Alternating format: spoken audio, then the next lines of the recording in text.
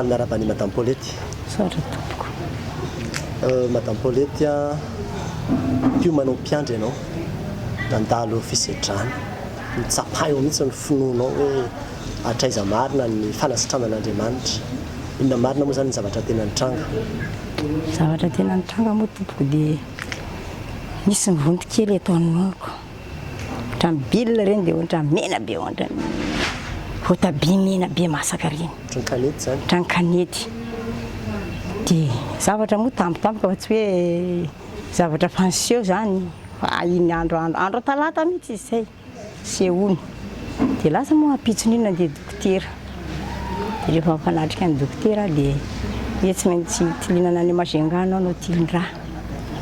Dia za moa fa inona ny zavatra mety nytenenin'ny dokotera, inona mety mahazo anao? Mety cancer zany izy fitombony cancer.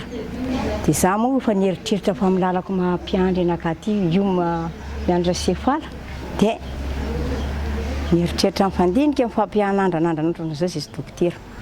Dinika nisy atsasakadiny mihitsy nijery ny dokotera dia niteny dokotera azafady tsy hoe manambany anao za anareo lampitsabo masitran'olona na didina izy vitanareo manasitrana ka nanakaty fa pekiniko ny tompony dia fa Jesosy ihany niangatako anasitrana anaka ka aloha mba hivavaka tamin'ny alina tontolo. Dia niteny ho dokotera hoe mety koa izay ka. Dia nandeha moa manao neritreritry hoe alao hivavaka satria hoe ahoana ny hoe za fa mpivavaka ka fa tsy hoe voasambany zanarary ny anina fa familala'n Jesosy mihitsy fa tena niankiny toan Jesosy hoe apetrako amin'ny pelantanana daholo Jesosy ny fiainako manontolo na inona dia fanao ny andrendraiko. Ahoana izao vadinao? Izy an'izany eo fa latsaka ny ranomasony tomany dia za miteny hoe fa inona mampitomany anao ka za teto anao apetraka ny Jesosy mandrakizay ity an-tany misy mifodiana efa tampotra ny androko dia lasa mody fa niahy tsy mila mitomany aho fa vaovao foana rehefa tonga ny fehitsoan'ny tompo anaka.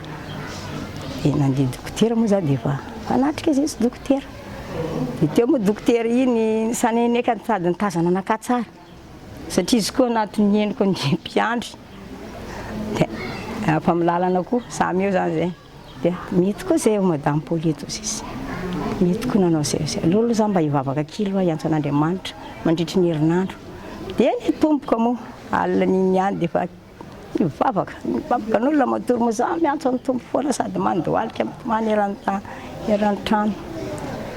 Tonga amin'ny fahasitranan'i Jesosy maraina iny kely ohatra nisy sisa ampitsin'iny moa dia fa tsisy tsony dia faly ny foko amen alleluia hozy izy dia fa faly ny foko faly be ny foko vadiko moa dia falifaly be izay ny tantarako kananaka moa dia fa io fa miankina kely amin'ny Jesosy iny efa fiainako manontolo dia manafatra anareo rehetra amin'izao nefa marina ny fandehanana risy etika nefa misy fetrany misy farany manatona ihany an'i Jesosy Kristy avy any Nazareta ilay nimbola teo amin'ny hazo fijaliana nanakany natsoko lava ao anatin'ny tranoko izay ny mivavakako hoe natsoko lava manatona antsika rehetra raha mbola mihafahafa maninonina fa dia Jesosy manana fahasitranana antsika manasitrana antsika na ny tokantranontsika dia vitan'i Jesosy na ny vadiko rehetra ary mbola siko kely resaketo na inona nandehana izany fiainana izany na tsy mba tantaraiko amin'izaniza fa dia Jesosy foana no natsoko ao an-trano na inona Jesosy lasa indray izy iny any amin'ny fiainana an'izao tontolo izao ka ianao ny apody azy any amin'ny toerana misy azy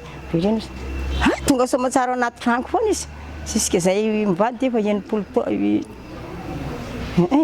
taona zao ka nanambadiko an'iny za moa tsy mba nanana vady aho fa dia fa iny ihany nanakany nampahanitra anakany lanaka pastera zay no fiainana eny tompoko sitraka indrindra na fijona vavin'olona eny tompo ianao dia mirary fahasalamana ao anao an-trano eny tompoko